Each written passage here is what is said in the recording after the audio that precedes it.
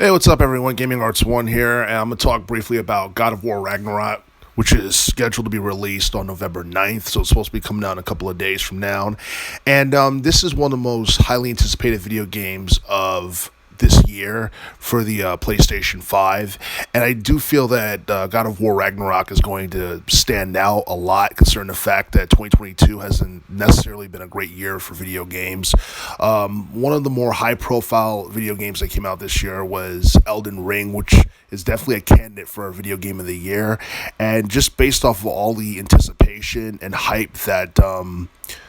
God of War Ragnarok has been receiving, it looked like this game might also have the potential to be a Game of the Year candidate. Now, as far as sales are concerned, a lot of people have tremendous expectations for this game in relation to sales, because you look at its prequel from 2018, it managed to reach over 19.5 million in sales for the PlayStation 4, and I don't think it was all at once, because I remember when God of War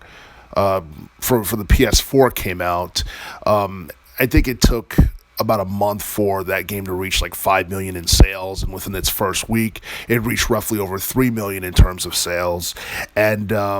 Ragnarok may very well end up selling more than 3 million in terms of sales during its first week. And I do feel that's going to be the case, because there isn't too many high-profile PlayStation 5 games outside of Elden Ring that I can think of that would pose a threat to God of War Ragnarok. And I do feel like, since we're close to the holiday season, that's going to be something that's going to get people to buy the game even more, because maybe they can get a discount on it, whether they go to a local retailer or video game store like GameStop or Best Buy or what have you. And yeah, I do feel that God of War Ragnarok is going to sell out like crazy. Whether or not it's going to surpass the God of War game from 2018 remains to be seen, but it's amazing that this upcoming game is going to be the 9th installment of the God of War series, and I do feel that Kratos as a character is more popular now than he's ever been within the past, I guess, decade or so. And I do feel that the God of War series is one that's going to continue to grow in terms of popularity. Now, in this game, a lot of people think the plot for this game is interesting. They probably wouldn't say it's on the level of that from the 2018 God of War game, but it looks intriguing enough to get people to buy it, even though Ragnarok's not going to have an open world environment, because that's something that a lot of people was hoping to see before the game was like announced and we saw like gameplay footage and all that stuff, but that's not going to be the case. And I think it leans more towards being linear, even though that hasn't exactly been confirmed. I don't think it'd be safe to call it linear, but it's definitely not open world as well. And I do feel that God of War Ragnarok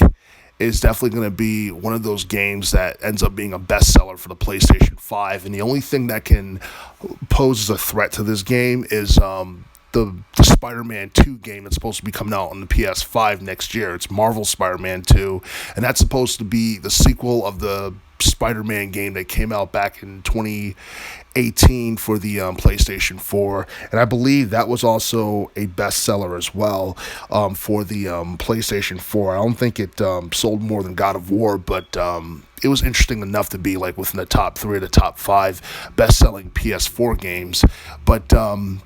yeah, as far as Sony is concerned, the God of War series is like the hottest thing that they got on anything PlayStation related. It's going to be on the PS4 and the PS5, so I'm pretty sure it's going to sell quite nicely, especially as it relates to the holiday season going into 2023.